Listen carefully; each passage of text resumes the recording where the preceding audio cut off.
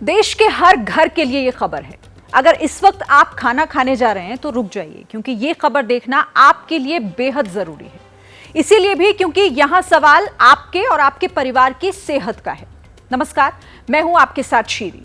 UP में high court की Lucknow bench ने एक महत्वपूर्ण आदेश दिया है, जिसमें चाइनीज लहसुन की बिक्री पर रोक लगा दी है।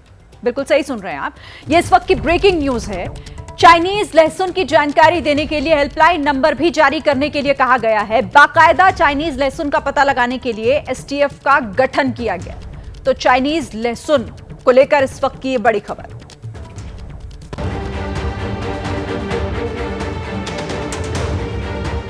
तस्वीरें गुरुवार की हैं। लखनऊ हाईकोर्ट में काले कोट वाले वकील साहब दोनों हाथ में लहसुन लेकर पहुंचे। एक हाथ में देसी लहसुन और दूसरे हाथ में चाइनीज लहसुन।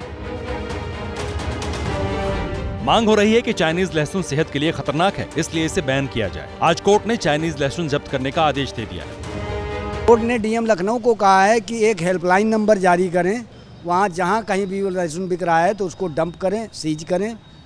और यही बात commissioner food safety Uttar Pradesh को कहा है। हो सकता है इस वक्त जब आप ये रिपोर्ट देख रहे हो, आपके किचन में भी चाइनीज लहसुन मौजूद हो। कोर्ट के आदेश से पहले दिन हमने लखनऊ में इसकी जांच कराई तो बाजार में दोनों तरह के लहसुन बिक रहे थे। ये देसी लहसुन है और ये चाइनीज लहसुन है। देसी लहसुन में आप देखेंगे इसके जो फाके होते हैं वो किस तरीके से छोटे छोटे होते हैं। वहीं अगर चाइनीज लहसुन की बात करिए, देखिए उसके फाके कितने बड़े हैं। आमतौर पर इस चाइनीज लहसुन की अपेक्षा लगभग 2 गुना से 2.5 गुना। चाइनीज लहसुन का साइज अपने देसी लहसुन से बड़ा होता है और ग्राहकों को दूर से ही लुभाता है, लेकिन इसको लेकर एक्सपर्ट्स क्या कहते हैं वो जानना जरूरी है। क्योंकि उसमें केमिकल्स का यूज हो रहा है उसको ब्लीच करने के लिए, वो हमारे गैस्ट्रोइंटेस्टाइन को इफेक्ट करता है, साइड इफेक्ट देता है।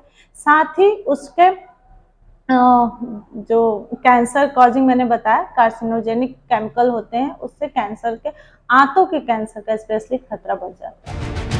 एबीपी न्यूज की रिसर्च टीम ने भी पड़ताल की तो पता चला कि चीन हानिकारक केमिकल का इस्तेमाल करके लहसुन का भारी उत्पादन करता है। भारत दुनिया में लहसुन का दूसरा सबसे बड़ा उत्पादक है, लेकिन चीन नंबर 1 पर है। राजनीति में बयानों की अपनी गरिमा होती है, क्योंकि तीर कमान से और बात जुबान से एक बार निकले तो फिर वो वापस नहीं होती। अब समाजवादी पार्टी के सांसद अफजाल अंसारी को ही ले लीजिए। महाकुंभ पर ऐसा कुछ बोल गए कि विवाद खड़ा हो गया है। महाकुंभ के मेले को लेकर समाजवादी पार्टी के सांसद अफजाल अंसारी ने बयान देकर विवाद खड़ा कर दिया है।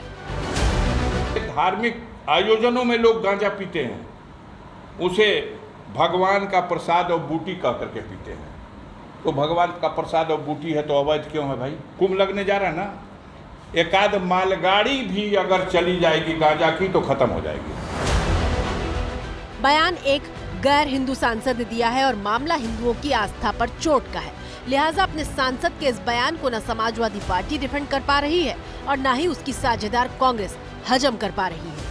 संत महात्मा सम्मानित है हमारे, और ये हम एक धार्मिक चीजों से जुड़ा है और ये लोगों को की भावनाएं जुड़ी हैं। एक लंबा बयान था, मुझे लग रहा है एक लाइन को चलाना थोड़ा एक पक्षी बात हो जाएगी। जीवनचर्या से जुड़े लोग ये बोलते हैं कि नहीं ये तो प्रसाद है, प्रसाद है तो प्रसाद है तो उसको वैध करो, प्रसाद नहीं है तो समाज को सुधारो।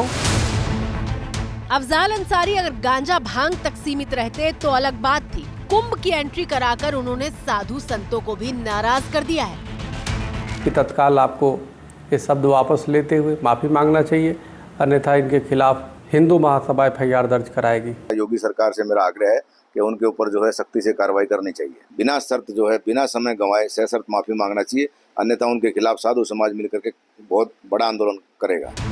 अफजाल अंसारी का ये बयान समाजवादी पार्टी की परेशानी बढ़ा सकता है और इसका तूफान यूपी में होने वाली 10 विधानसभा सीटों के उपचुनाव में उठना तय है। दिल्ली में लोकल सरकार यानी एमसीडी आम आदमी पार्टी की, लेकिन आज बीजेपी भी एमसीडी में अंदर ही अंदर बहुमत में आ गई।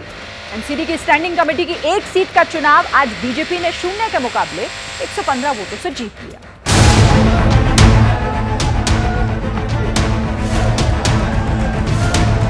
सबसे पहले दिल्ली में एमसीडी की स्टैंडिंग कमेटी में बीजेपी की एक सीट जीतने की कीमत समझिए। एमसीडी स्टैंडिंग कमेटी में अब तक 17 सदस्य थे, 9 बीजेपी के और 8 आम आदमी पार्टी। बीजेपी के सुंदर सिंह की जीत के बाद उसके हो गए 10, आम आदमी पार्टी के रह गए वही 8, यानी स्टैंडिंग कमेटी का अध्यक्ष बीजेपी का। आगे ये होगा कि आम आदमी पार्टी की एमसीडी उसकी मेयर जैसे चाहे वैसे फैसले नहीं ले पाएंगे। बीजेपी 10 के दम पर उसमें अपने किंतु परंतु लगाएंगे। मेयर शैली ओब्रॉय के आदेश को होल्ड करके एलजीवी के सक्सेना ने जैसे तैसे आज ही वोटिंग का आदेश दिया तो आम आदमी पार्टी और कांग्रेस ने बहुमत होते हुए भी बॉयकॉट कर दिया। एमसीडी के कानून में साफ साफ लिखा है कि कॉरपोरेशन का सिटिंग बुलाने की, सदन की सिटिंग बुलाने का अधिकार केवल और केवल मेयर को है और किसी को नहीं है। एलजी साहब नहीं बुला सकते। ये क्या है कि भाई एलजी साहब ने सदन बुला दिया और उसकी अध्यक्षता कोई ऑफिसर, कल को तो ये लोकसभा की अध्यक्षता कहेंगे कि होम सेक्रेटरी लोकसभा की अध्यक्षता करेगा। हम जनतंत्र में रहते हैं, हम डेमोक्रेसी में रहते हैं। लेकिन बीजेपी ने फिक्र नहीं की। उसके 115 पार्षद वक्त पर पहुंचे, एक तरफा वोटिंग हुई और अपने 100% वोटों के साथ सुंदर सिंह को जिता लाया। देखो, ये लोग तो ऐसे हैं जो झूठ बोलने में माहिर हैं, झूठ ये लेते हैं क्योंकि इनको पता था फ्लोर टेस्ट में ये हारेंगे, तो इसी वजह से ये भागे। उच्च न्यायालय में जाए वो हमें कोई आपत्ति नहीं है, ये क्योंकि बड़े फेयर तरीके से हुआ है। सबको नोटिस दिया गया, सबको टाइम दिया गया। जो एक चुनाव की प्रक्रिया होती है वो चुनाव की प्रक्रिया पूरी फॉलो की गई है। दिल्ली चुनाव से 4 महीने पहले बीजेपी ने झटका तो दे दिया, लेकिन अब एलजी और आम आदमी पार्टी के बीच टकराव का नया फ्रंट भी खुल गया। मालूम ये होता है कि दौरे तबाही है, शीशे की अदालत है, पत्थर की गवाही है। दुनिया में कहीं ऐसी तफसील नहीं मिलती साहब। कातिल ही मुहाफिज है और कातिल ही सिपाही है।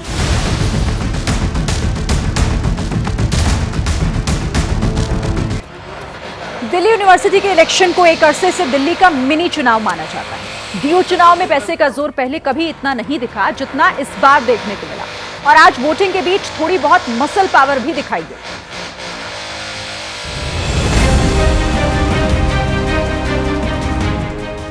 जिस दिल्ली यूनिवर्सिटी की छात्र राजनीति ने देश को अरुण जेटली, अजय माकन जैसे बड़े नेता दिए, नूपुर शर्मा, अलका लांबा के करियर को टर्न दिया, उस डीयू में छात्र संघ चुनाव की पिक्चर ऑफ द डे आज ये थी।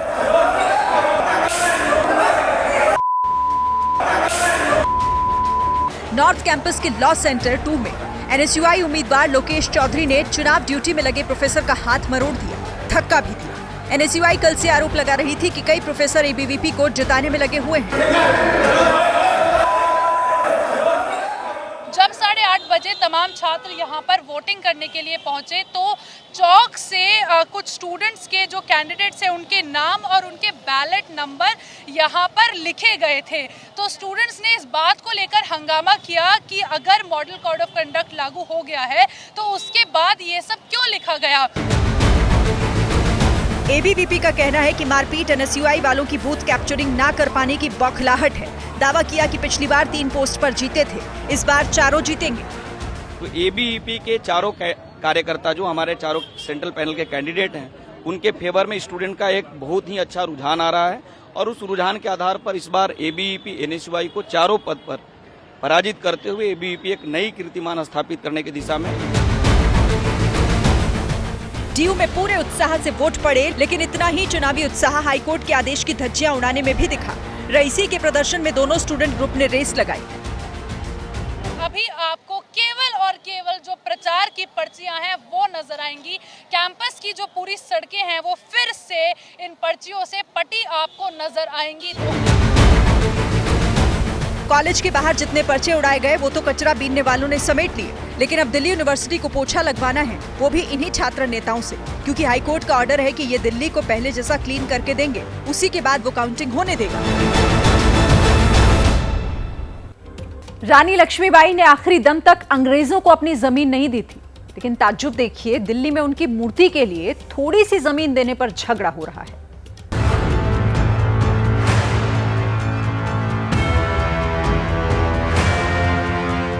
झांसी की रानी लक्ष्मीबाई की इस मूर्ति को लेकर विवाद है, जो कि देशबंधु गुप्ता चौक पर सालों से लगी हुई है। रानी लक्ष्मीबाई की इस मूर्ति को यहां से हटाकर दूसरी जगह करीब 700 मीटर दूर ईदगाह पर ले जाया जा रहा है। देशबंधु गुप्ता चौक है और कारण है ये ट्रैफिक। ये ऐसा ट्रैफिक है जो पूरे दिल्ली के यहाँ पर कम से कम एक ऐसी दुखती रग बना हुआ है जिसे संभालना, जिसे हटाना, और यहाँ से अगर मूर्ति को दूसरी जगह रखा गया तो कम से कम इस ट्रैफिक को बेहतर रूप से हैंडल किया जा सकेगा। क्योंकि ये मूर्ति यहाँ से 200 मीटर दूर केशव कुंज, जो कि आरएसएस का हेडक्वार्टर है, उसके पास है, तो अब इसे राजनीति का रंग और कम्युनल कलर दिया जा रहा है। इस सड़क को सिग्नल फ्री करने के लिए मूर्ति को 700 मीटर दूर शिफ्ट किया जाना है, लेकिन जिस नई जगह पर मूर्ति लगानी है वहां जमीन को लेकर विवाद है। सामने ही शाही ईदगाह है, इसके पास एक पार्क है, वहां पर जगह को तय किया गया। जानकारी के मुताबिक ये जो जगह थी वो डीडीए की बताई गई और डीडीए ने कहा कि यहाँ पर आप जो मूर्ति है उसे स्थापित कर सकते हैं। लेकिन जब 4 सितंबर को एमसीडी की टीम और पीडब्ल्यूडी की टीम यहाँ पर खुदाई करने के लिए पहुंची, तब जो शाही ईदगाह कमेटी के लोग थे वो यहाँ पर पहुंचे और उन्होंने इस बात का विरोध किया कि यहाँ पर कोई मूर्ति नहीं लगाई जाएगी, क्योंकि ये जो ज़मीन है वो वक्फ बोर्ड के अंडर आती है। तब यहाँ पर काम रोक दिया गया। हाईकोर्ट ने डीडीए की जमीन पर मूर्ति लगाने की परमिशन दी है, लेकिन शाही ईदगाह वक्फ की जमीन होने का दावा कर रहा है और इसी दावे के तहत कल यहाँ भारी संख्या में लोग जमा हो गए थे।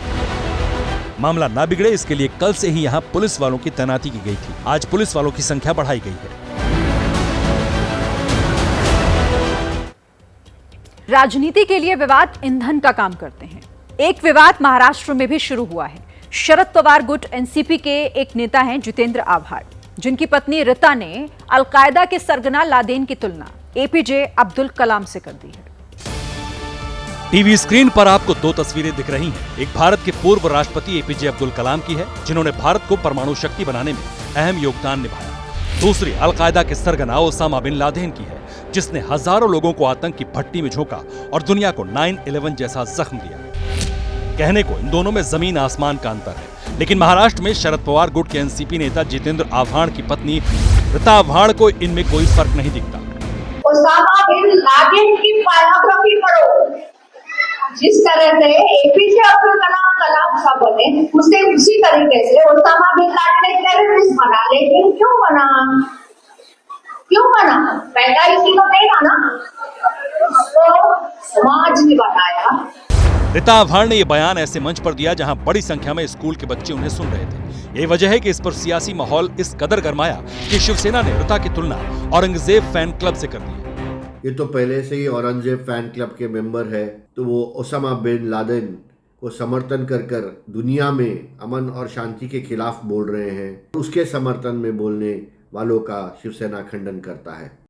मैं किसी भी राजनीतिक दल के किसी भी नेता की पत्नी जो राजनीति में नहीं है उनके बारे में बिना सोचे समझे और पढ़े टिप्पणी नहीं करूंगा। लेकिन आपके पास अगर एक क्लिप है तो आप ये जनता को दिखाइए, जनता ही निर्णय करेगी। रीता आव्हाड के इस विवादित बयान पर न उनके पति जितेंद्र आव्हाड ने खेद प्रकट किया है, न शरद पवार गुट एनसीपी की तरफ से कोई बयान आया। लेकिन इतना तय है कि इस तरह के आने वाले बयान विधानसभा चुनाव में सियासी तूफान ला सकते हैं। और अब देहरादून का एक मामला, जहां लड़की हिंदू और लड़का मुसलमान। हालांकि अभी साफ नहीं है कि ये लव जिहाद ही है क्या, फिर भी बवाल इस पर हो गया है, वो भी इतना कि जमकर पत्थरबाजी हुई। अब पुलिस पता लगा रही है कि इसका मास्टरमाइंड कौन है।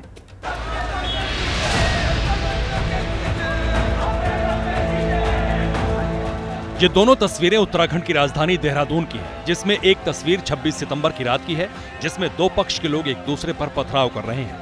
दूसरी तस्वीर पथराव के बाद उस बवाल की है, जिसका उबाल अगले दिन सुबह होने के बाद भी नहीं थमा। पथराव और बवाल की कहानी लव जिहाद से जुड़ी है। लड़का मुस्लिम है और लड़की हिंदू। दोनों देहरादून रेलवे स्टेशन पर घूम रहे थे। लड़की नाबालिग है और एक दिन पहले ही बदायूं से भागकर देहरादून पहुंची, जिसकी गुमशुदगी की रिपोर्ट बदायूं के थाने में दर्ज है। लेकिन जब इसकी खबर हिंदू समाज के लोगों को लगी तो उन्होंने मुस्लिम लड़की की पिटाई कर दी, जिसके बाद मुस्लिम समुदाय के लोग इकट्ठा हुए और उन्होंने हिंदू समुदाय के लोगों पर पत्थरबाजी शुरू की।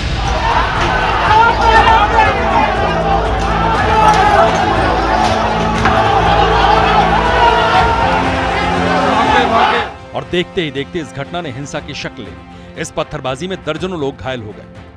सर साइड से उठा के फेंक रहे थे। साइडों में क्या पत्थर रहते हैं पड़े हुए? हाँ जी सर, बड़े बड़े आधे ईंट पड़े हुए थे, साइडों में उठा के फेंक रहे थे। तो जिस समय ये पथराव हो रहा था तो उस समय क्या पुलिस थी यहाँ पे? पुलिस थी सर, पुलिस रोकने की कोशिश की पर उन लोगों ने पत्थर नहीं रोका। लड़का और लड़की दोनों यूपी के बदायूं के रहने वाले हैं। ऐसे में देहरादून में इतना बड़ा बवाल होना कई सवाल खड़े कर रहा है। पत्थरबाजी की इस घटना में पुलिस ने बजरंग दल के नेता विकास वर्मा को हिरासत में लिया, जिसको लेकर शुक्रवार को उस वक्त माहौल गर्मा गया जब विकास की रिहाई के लिए बजरंग दल के कार्यकर्ता घंटा घर पर धरना देने पहुंच गए।